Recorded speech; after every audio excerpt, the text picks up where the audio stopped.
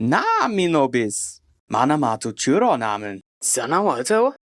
A couple of months ago, when I first saw that Dandadan was getting an anime, I recommended it to a friend after she came across me reading the manga at work. I remember telling her the rough premise and her seeming into it, but I hadn't given it much thought after that. I continued on, finding myself sinking deeper into the pages as Okarun and Momo took on greater and more complex foes. Or at least that was until the other day when that same friend told me that she'd watched the first episode and thought it was fucking weird, going as far as to call it one of those anime and calling my taste into question. It was then that I realized I had forgotten how wild the opening for Dandadan really was. Here I am reading about survivor's guilt following an interstellar genocide, believing it to be peak fiction and recommending it to everyone and their mom, without taking into account that one of the two inciting incidents is this. I'll let you suckle my teats, boy, if you let me gobble your dog.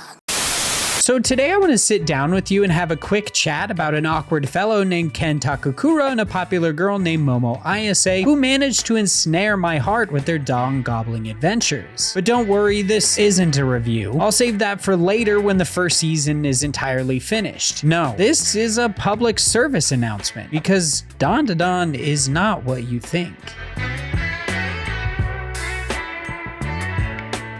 Dandadan by Yukinobu Tatsu got its start in Shonen Jump all the way back in April of 2021. Since then, 174 chapters have been released as of November 11th, 2024, with said chapters being collected into 17 tankobon, 9 of which have been translated into English, with 3 volumes set to release in the States between December 2024 and April 2025. The series follows 2 odd teens as they navigate a world filled with all manner of ghosts and aliens, hellbent on obtaining 2 golden spheres that are said to contain unimaginable spiritual energy. The only catch with these MacGuffins is that they happen to be the testicles of one of our leads. Now, with that kind of premise, I understand why a whole lot of people just noped the hell out, refusing to watch anything past the first episode. Because frankly, Dandadan sounds like a fever dream, like intrusive thoughts given room to run wild. And well, I can't argue with you there because that's exactly what it is, at least in part. In an interview with Linternaut, Tatsu spoke about the series' creation and how it followed a night of heavy drinking after he had thrown in the towel, just having had yet another one of his works denied serialization. Tatsu told his editor Shihei Lin that he was done, that he could no longer draw manga, to which Lin replied, "Draw whatever you want, but bring something. It could be a page of illustration, 4 pages of manga, or something. Draw freely, let go without any pressure, and come see me." And Tatsu did just that, with this last-ditch effort at serialization birthing Dandadan.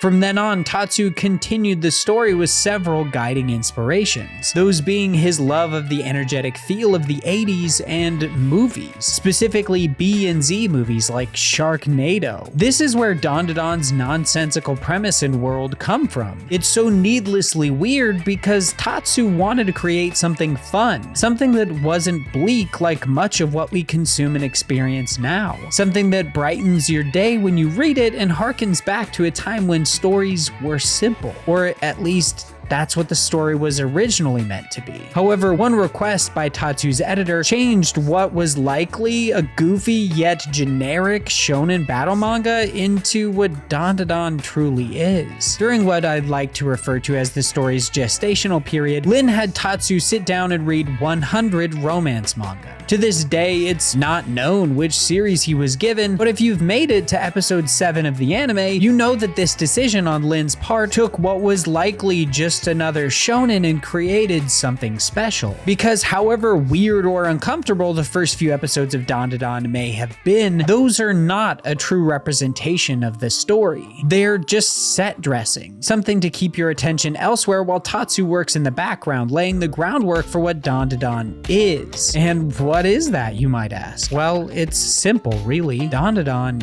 is a love story. Throughout its 174 chapters, you're no doubt treated to more than your fair share of shonen tropes, but in the end, it always comes back to love. Whether that be the love of a romantic partner, for a friend, or for found family, it's all about love. This is evident from the very first episode, in which we learn that both Okarun and Momo, regardless of their difference in social status, are outsiders. Okarun is so desperate for friends that he wholeheartedly devotes himself to the discovery of alien life, as he believes that they're the only ones who will be willing to be his friends. While Momo may have friends, she can't share her whole authentic self with them. Both of them is looking for the other side of their coin. Someone to talk to about their interest, but not just that, someone to truly connect with. This longing isn't exclusive to just Okarun or Momo. Each new character that's added to their little found family of aliens, ghosts, and possessed teens in their tighty-whities is looking for that person, or better yet, those people that will complete them. The people that they can sit down with after a long journey and have a meal while exchanging jokes and a few kind-hearted barbs. This is what Dandadan truly is. Underneath this thin veneer of 80s energy, movie references, and banana organs lies a clear and simple truth that we've all known since 1967. All you need is love. So if you've seen the first, if not the first few episodes of Dandadan and you're thinking about dropping it, I urge you to stand fast and weather through the storm of absurdity that is the first 6 episodes. Because however funny I think it might be that a bunch of people heard "I'll gobble your dong" and immediately wrote off this series, I'd be doing you a disservice by not telling you that you're a mere 3 hours away from changing your life. Sorry for being so needlessly vague, but I truly want each and every person to experience this story for themselves. And like I said in the beginning, this is not a review, it's a public service announcement. Because yes, I believe that you'd be doing yourself and the anime community at large a disservice by writing Dandadan off. This was kind of a short one, but if you like it, please subscribe. I typically create much longer content that goes way more in-depth into a series and its creation, but I honestly kind of just needed to get this out, otherwise I was gonna explode because of all of the discussion about dropping this anime. So thank you for listening. Please leave a like and let me know what you think of Dandadan or any other anime in the comments down below. But